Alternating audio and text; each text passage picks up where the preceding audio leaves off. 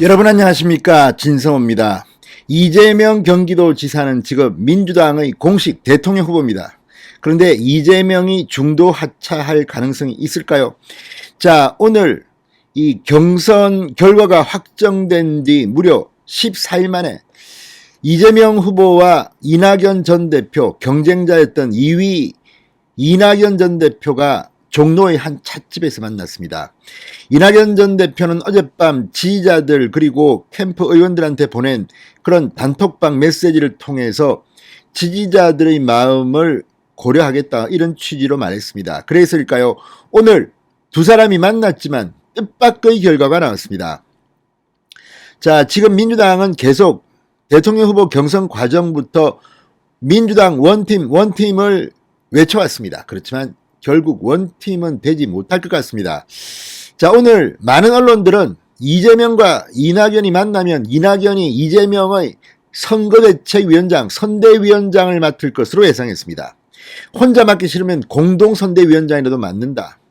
그런데 뜻밖의 결과가 나왔습니다. 이낙연은 선거대책위원장을 맡지 않습니다. 대신 상임고문이라는 걸 맡겠다고 했습니다.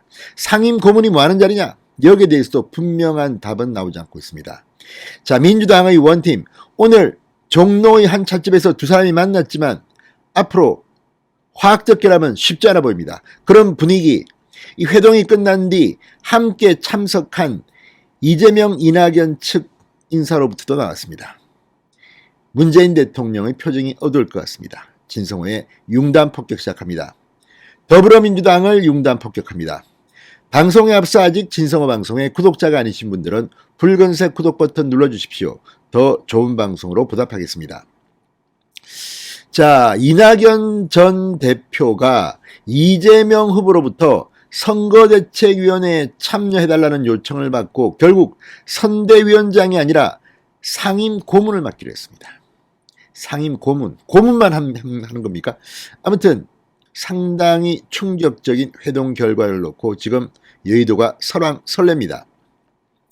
심지어 이 두 사람이 만나는 찻집의 밖에서는 양측 지지자들이 충돌하기도 했고, 특히 이낙연 지지자들은 결선 투표 다시 하라, 이재명 후보 사퇴하라, 조폭 이재명은 꺼져라, 이런 말까지 하고 욕설도 했다고 합니다.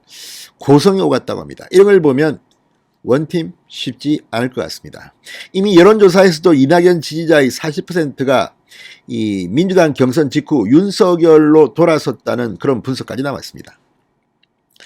자, 상임고문이라는 직책으로 선대위에 참여하는 것이 맞겠다고 결정했다, 이렇게 배석한 이낙연 측 오영훈 의원이 브리핑에서 전했습니다. 상당히 놀라운 이야기입니다. 자, 이낙연, 이재명 두 사람 이 경선 캠프에 참여했던 의원들의 선대위 참여 방안도 참모관 논의를 통해서 모색하기로 했습니다. 이재명 후보 선대위는 11월 초 출범할 것으로 전망된다고 합니다. 자, 또 이재명 후보는 이낙연 전 대표의 핵심 공약인 신복지 정책을 선대위에서 직접 챙기기로 했습니다.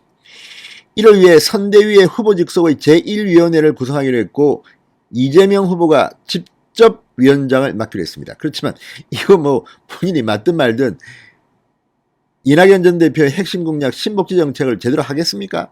상당히 달랐는데요. TV토론에서 그게 드러났는데, 게다가 이낙연 전 대표는 이재명 후보의 뭐 많은 파퓰리즘 정책을 비판하기도 했습니다.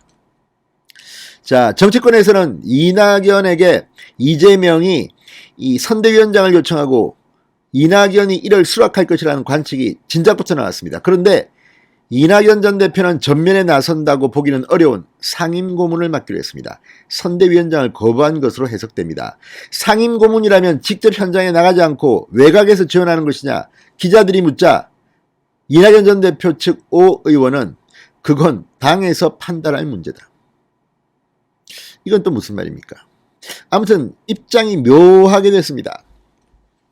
경선 과정에서 감정적으로 격하게 대립했던 두 후보, 후보 선출 14일 만인 오늘에야 만났습니다. 그리고 이 만남의 이유 중 하나는 이재명이 문재인 대통령을 만나야 되는데 이낙연을 먼저 만나지 않으면 청와대가 좀 힘들다, 뭐 이런 분위기도 있었다고 합니다. 원팀을 강조한 겁니다. 그런데 오늘의 분위기는 원팀을 만들었다고 보기는 힘들어 보입니다. 찻집 밖에서는 양측 지지자들이 여전히 충돌하는 모습이 관측되고, 자, 이낙연 전 대표 측 오 의원은 지지층의 갈등에 대해 논의하지 않았느냐는 질문에는 같이 걸어 나간 것으로 모든 상황을 이해했으면 좋겠다. 아주 애매모호한 답변을 했습니다. 자, 이재명 후보 측 박찬대 의원은 지지자들의 마음에 난 상처가 회복되고 함께하는 부분은 기다려주고 안아주는 부분이 필요하다는 말씀을 나눴다. 그러니까 시간이 걸릴 것 같습니다. 그러다가 선거 끝납니다. 자, 이재명, 이낙연 앞으로 다시 만날 일정에 대해 묻자 박 의원은 선대위 발족식도 있다. 비공개 회동에서 이 전 대표가 상당히 따뜻하게 잘해주셨다. 이재명 후보도 가르침을 많이 받았다. 이끌어달라고 했다. 이렇게 설명했습니다. 그렇지만 그 안에서 무슨 말이 오고 갔는지는 안 봐도 비디오입니다. 분위기가 좋았다면 선대위원장을 맡아야 되는 겁니다.